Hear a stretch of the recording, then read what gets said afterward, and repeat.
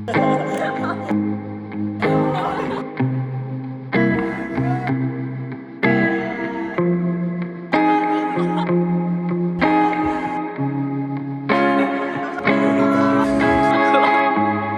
you're a kid, possibility feels endless. What do you want to be when you grow up? Doctor, fireman, teacher, dancer, singer? Schools teach us to dream big and that nothing is impossible as long as you work hard. But as you grow older, reality sinks in as you realize that life is like a game, where each decision you make determines the path you get to take, and sometimes there's no turning back. So the question of what do you want to be when you grow up doesn't feel like a fun show and tell activity anymore. With that question in mind, I decided to major in media since I grew up interested in the media content industry in general. But as my time to graduate and enter the job market came, I lost sight of why I decided to study this in the first place. Cause there wasn't anything I passionately wanted to do that was related to my major. I get that it's pretty normal to end up with a job that isn't related to your field of study. But even when I asked myself, what do you want to be? What is your purpose? What is your dream? I had no answer, which made me feel defeated and lost. One thing for certain though was I really wanted to leave Korea. Like a chanting spell, I constantly told myself I'm going to leave as soon as I graduate university. But since I didn't know what and where I wanted to go, I felt stuck. On top of that, the job market sucks. Graduating from one of the top universities in Korea was meant to be a free pass to get hired by big companies, but the stories of being unemployed, finding it hard to even land internships, to say the least, was discouraging. Not sure about other countries, but in Korea, landing a job in your last semester before getting your diploma is highly praised. So you could imagine my last semester felt like a ticking bomb. But the problem was, my dream job was no job. I wasn't passionate about anything enough to work for it. I just wanted to stay home, enjoy my freedom, and not have the pressure of needing to be somewhere at a certain time. But the ironic thing about freedom is that there is nothing free in this world. In order to keep my freedom, I had to find a job regardless of my no dream job sentiment. So long story short, I landed an internship at the end of my last semester. Today is January 11th. Today's my first day.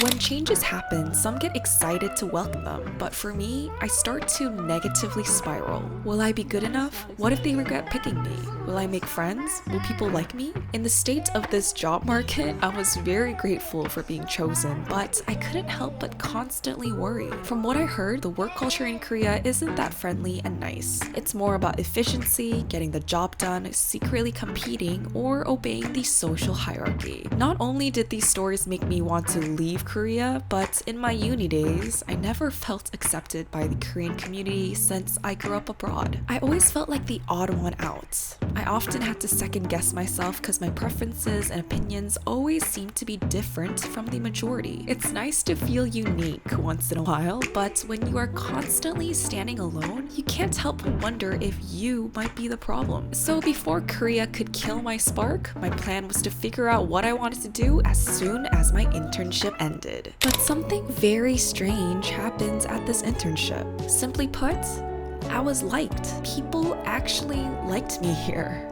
Firstly, as a group of 6 interns, although we were in different teams, we created a very strong bond. From the past 7 years of living in Korea and facing rejections from the Korean community of peers, I soon pushed the thought of making Korean friends away and focused on being with kids like me. But for the first time in my life, I felt accepted and liked by people who usually avoided me. Strange, isn't it?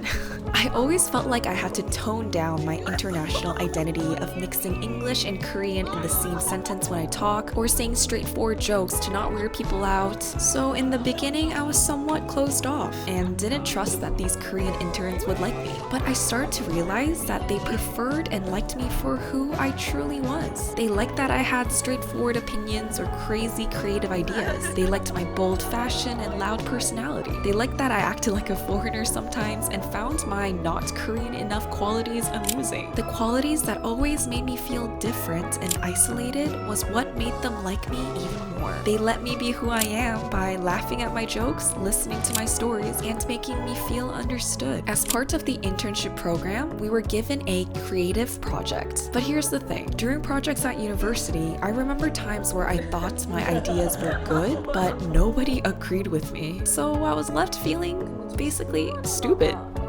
Yeah, it was not a good feeling. Maybe my ideas really did suck, who knows? But team projects at school made me feel small and useless as I felt judged or not good enough. So with this project, I couldn't help but hesitate to participate. But for the first time in Korea, I felt so heard and valued. I loved how my crazy ideas were heard and the interns would add more to it, making it truly feel like a team project. As my idea, we ended up painting, which has a meaningful purpose behind it, but I won't bore you with the details. The point is, I felt proud that my ideas were accepted and my colleagues appreciated my creativity when till now, living in Korea, I felt like I had to squeeze myself into a small, conforming box and stay silent. Aside from healing that inner child who got rejected by Korean peers, working here healed another past scar of mine. Basically, the gist of my unhappiness of living in Korea was related to not being Korean enough, which always made me feel like the odd one out, right? But working here meant it was the perfect place for someone like me. As a global company, meaning we're a foreign brand, the work culture itself is quite influenced by the foreign culture, which means that unlike most Asian work cultures of needing to obey the social hierarchy and do as you're told, in this company, being different was valued and respected. Having foreign employees in the mix meant a lot of our meetings, emails, presentations were all in English. As a bilingual kid, being able to utilize especially my English made me feel like I had a fair chance of contributing to the team and producing good results. I always felt like I was at a disadvantage in the Korean society because my Korean isn't my most fluent language. So at times, I'm not proud about it, but I had the mindset of I couldn't be bothered to try because the Koreans would beat me anyways. But in this company, I had the motivation to put myself out there and challenge myself because I was able to use my English, which is the most confident version of me, so I felt like I had a fair chance. As a girl who started to lose her spark in Korea,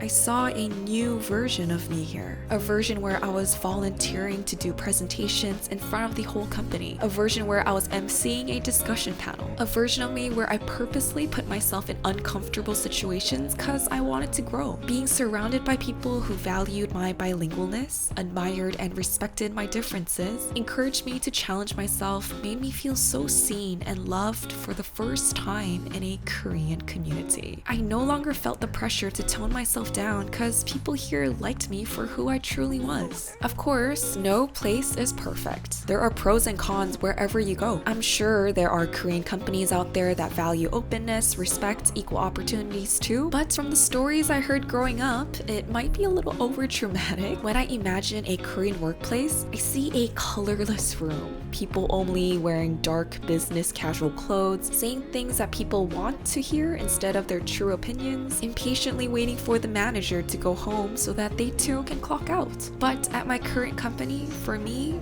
every day was colorful. I was allowed to wear my graphic t-shirts, show up in baggy pants, work from home, clock out without needing to feel guilty, and truly enjoy the lifestyle of work-life balance. I personally believe that the most important thing that helps you get through tough times at work is the people you're with. There is nothing worse than being tormented by incompetent, selfish people, even if the work itself is great. And in all the days spent at this company, there was not even one where I considered burning the place down because of the people. Let's be honest, nobody wants to go to work. But the people here, my teammates, motivated me to show up and do better. Eating lunch with my intern colleagues, booking meeting rooms to chat, grabbing drinks and dinner to complain about life, holding in my laughter when texting while pretending to work, getting compliments and acknowledgement for my projects, every moment added up to heal that inner child in me that resented living in Korea. I finally got to know what it was like to have a group of Korean friends.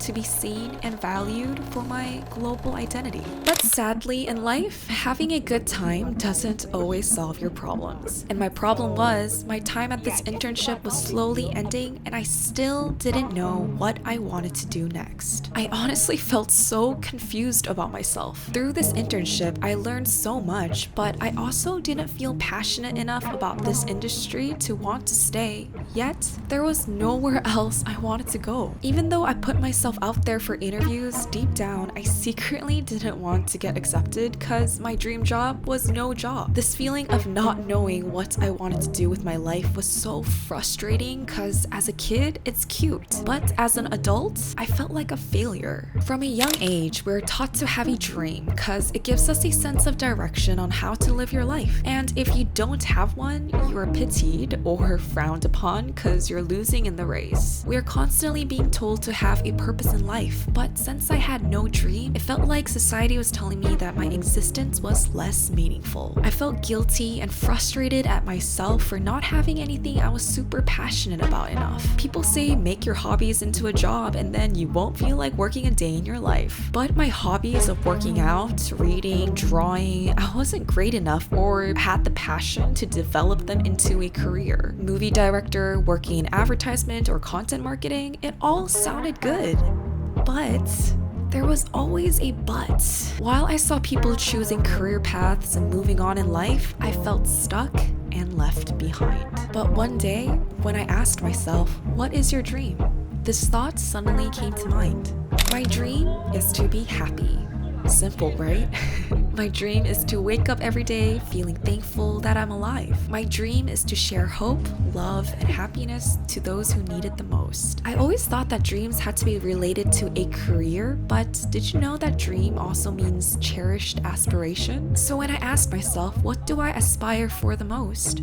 I aspire to be happy. And if my dream is to be happy, I realized that this company had been my source of happiness for the past year. Although the work scope and industry itself was something I never imagined I would be doing, my teammates, my intern colleagues, the work-life balance culture, the location of the company even, everything about this place was giving me happiness. Of course, there were many hard days, and I always wake up not wanting to go to work. But my workplace has never felt dreadful, painful, or fearful because I had a team always ready to stand up for me, support my opinions, even challenge me to help me grow. I was already living my dream. I realized your purpose in life doesn't have to be so grand. I mean, if you want to become a millionaire, work for Google, go to outer space, go for it. Dreaming big is great. But to those who struggle under the pressure of needing to find a dream, my truth for you is, this article I read said it so beautifully. You don't have to use a purpose to justify your existence. Your willingness to keep living is enough.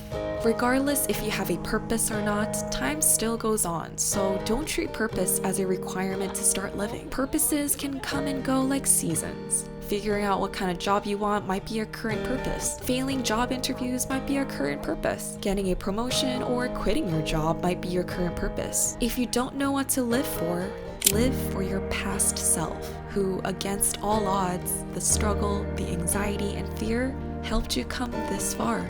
Although I don't have a specific career dream, I still have the dream of becoming a loving wife and mother to my kids. The dream of making my parents happily retire and make them never feel lonely. The dream of having a house with a backyard with my dogs running around. The dream of traveling to see as much of the world as possible. The dream of laughing with my friends and aging gracefully together. In order for these dreams to become reality someday, I do need financial security, right? So although I still have a strong desire to leave Korea and still don't feel certain about what kind of job I want, I realized this company was giving me stability and happiness I currently wanted. So I decided to stay when I got the offer of becoming a permanent associate. I believe that when the time is right, the right doors will open for my next season. And I guess for now, it's a season for me to stop resenting Korea and take it day by day at a job I don't love, but appreciate the lifestyle it lets me have. So my truth about working in Korea is, for now, I am happy. So I must be living my dream, right? What are your hopes and dreams?